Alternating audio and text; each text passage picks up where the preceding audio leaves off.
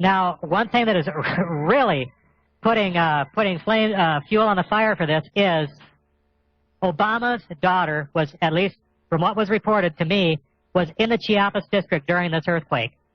Here we have Obama telling Israel that we're not going to war with Iran, and I think that that this may have been a way to send Obama a real clear message that we had better do the bidding of the elite, or this can happen.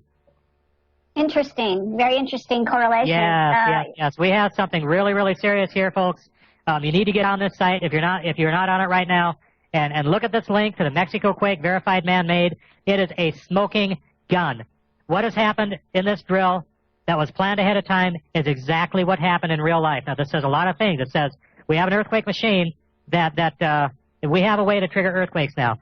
Now, I have a link to a report on the front page. It's also linked to in the Fukushima report if I can't find it fast enough. Military briefing with Secretary of Defense William Cohen. It's link number 16 on the front page. Click that, and it's going to take you to this military briefing. And this was done in 1997. It's right off the U.S. Department of Defense website. You scroll down about 2/3 of the way down the page. It's a massive document, so it's kind of hard to it's kind of hard to find this, but when you get there, it says very specifically, and this Cohen speaking in 1997, it says, others are designing some sort of engineering, others are engaging in even an eco type of terrorism whereby they can alter the climate, set off earthquakes and volcanoes remotely through the use of electromagnetic waves. So there are plenty of genius minds out there at work finding ways which they can wreak terror upon other nations. It's real, and that's the reason why we have to intensify our efforts, and that's why this is so important. Now, the reason why this report is so important is because it's not a blurry UFO photo. It's not some guy spouting off about some nonsense that happened in a cornfield. This is the Department of Defense Secretary William Cohen speaking in an official DOD briefing and saying that this is a reality. Well, one thing that Cohen didn't say was that these systems that he spoke about in 1997 would have been developed by DARPA and owned by America first. So it's obvious, that these systems do exist. That's a perfect explanation for why, and there's an explanation of them here for it. I can give you a little bit of time to click on it. It's linked for at jimstonefreelance.com. On the very front page in the center column, it's link number 4. Right. It'll open up a picture, and it says, the scale of measurement is denoted by these numbers. MYG 004, which was the true epicenter, looks like a smaller measurement than MYG 011, which was away from the epicenter, because but in fact it was much more powerful. Because if you look on the scale of measurement here, the MYG 004 is graphing out at 2800, and MYG 013 is graphing out at 1500.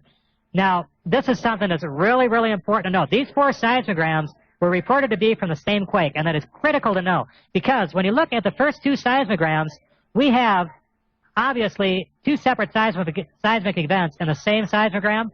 Yes. And you look at IDR 003, which was the one closest to Tokyo. There's no trace of the other earthquakes being of the quakes further north even being there. This means that these quakes that were further north were too small to register at IDR 003. So IBR 003 is a separately triggered seismic event. Yeah, and this that's is very interesting. So why? It's so that Tokyo could feel the shaking too, and say that they felt the earthquake. Because you've got to, if it's a 9.0, feel it in Tokyo at least. Right. Now, so, if you look at MYG 011, and you look at the numbers, it graphs out at about 700, for the maximum negative peak. And this one is this is the seismic station that was closest to the media-reported epicenter for the 9.0. Well, then why is it the smallest reading? That's a big question. If it's the smallest reading from the seismographs in Japan, and it was way out on a peninsula, 24 miles away from this 9.0, why is it getting a reading of 5.6 or 5.67? I have to go to that. I got to go back to the Fukushima page here, because when you go back to the Fukushima page and you look, all these seismograms are well explained. Yeah, I see that. Okay, you know, at this point, Jim, what I'd like to do is shift gears. I want to ask you before the end of the show about this recent James Bamford article about the facility in Utah. Are you familiar with that? You know, I haven't been keeping up with the news lately. What is it? Is it about? It's is an it about, NSA. I mean, it's an NSA facility. Yeah. Because you know, believe it or not, and we are going to have a very interesting show tonight. We've got an investigative reporter, Jim Stone, on the line, and he is doing this under some duress from a remote location.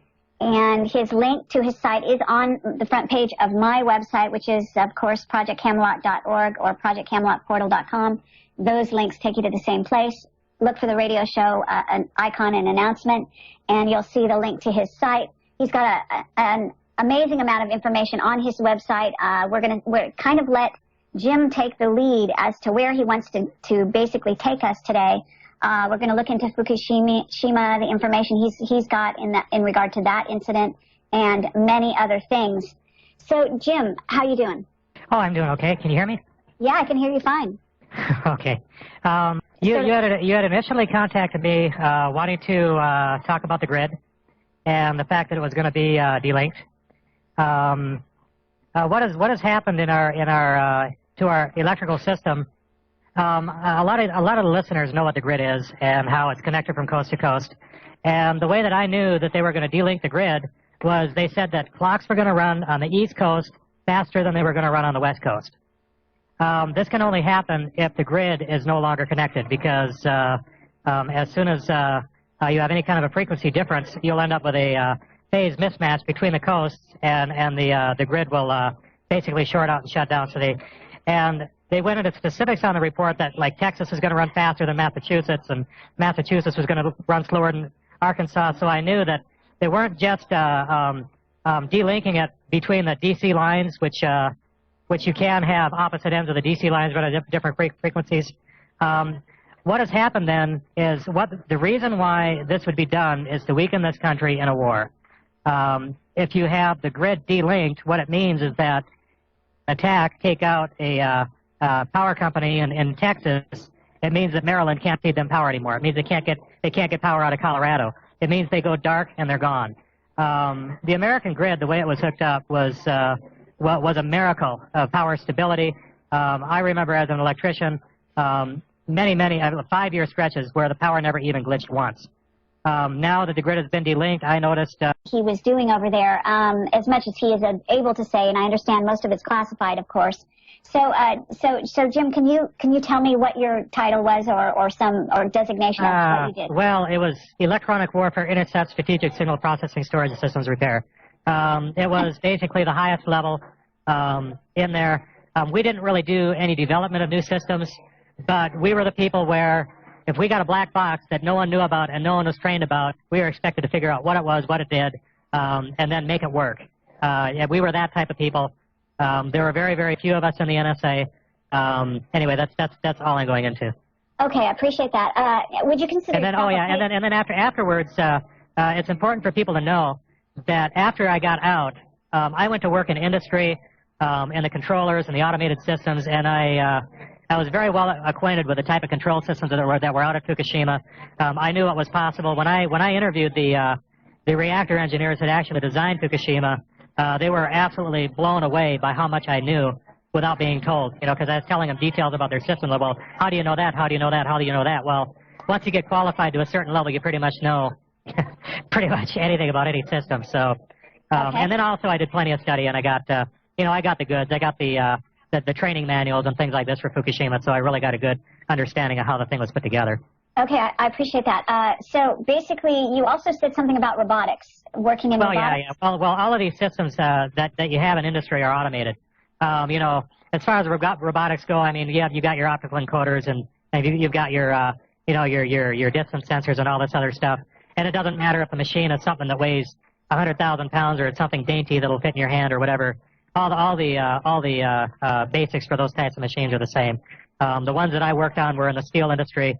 Automatic feeders for getting the exact amounts of right materials added to get in the right position on a crucible so it wouldn't spill. There are so many things that go on. The right chemistry coming out of the smokestack and all this other stuff. Sure. And then all of this stuff gets controlled by a central brain. Pretty much everything that's in the steel mill is in place at a computer facility. Huh? Okay, yeah, it looks like your sound is being messed with a little bit here. So I'm just going to ask anything that's in place at the steel mill. Oh, really? Okay. Yeah. And we are listening to Jim Stone describe what's really gone on out at Fukushima and with this whole disaster that we're still seeing the repercussions from. Jim, are you there? Yep, I'm here. Okay, great. So right before the break, we were talking about the fact that there was no explosion, but you did contact some people out at the site, and they had one thing to say before you started to say they had one thing to say. Well, what has happened, and we can go over this in the emails from Japan, is a quake was triggered. The peak intensity measured was a 6.67 inland, so it shook Fukushima a little bit, but Fukushima's designed to take an 8.1. So, I mean, it didn't, it was... Okay, we're kind of losing you right there. So the only thing that or get a really, really reliable source, so I never published this. I will not publish things unless I can get it from multiple sources. So I did not publish this. I will say it on the air, though, however. I got one report from one guy out of Fukushima who said that the minute the earthquake hit, a man walked up and did some sort of update to the controllers for the reactors and ran from the facility like he was running for his life. Now, that could be fiction. It kind of goes against the story about Stuxnet being able to learn the facility. That's really the only thing I heard out of there. I heard other stories about... Okay, let me just go down that road a little bit. What could that man have been doing, in your estimation? He may have been either telling Stuxnet to switch modes into destroy mode. But if that's the case, then what would be the reason for the internet link into the reactor room? This internet link into the reactor room at Fukushima was spoken about in the Jerusalem Post. This isn't something that just came out of nowhere. Magna BSP talked to the Jerusalem Post and said that they could monitor the reactor and knew what was going on there because they had the uplink there, but, quote, they weren't using it, unquote. Well, yeah, right. We have this connection in the facility that's going haywire, but we're not using it. It's just like, we're not curious about what's going on in there to be viewed through our camera. No. That's not very believable. So. Right. What is the bottom line in terms of the importance of this is that you never allow an internet connection into the guts of your control. Okay. We're losing you a bit. Are you there? Okay.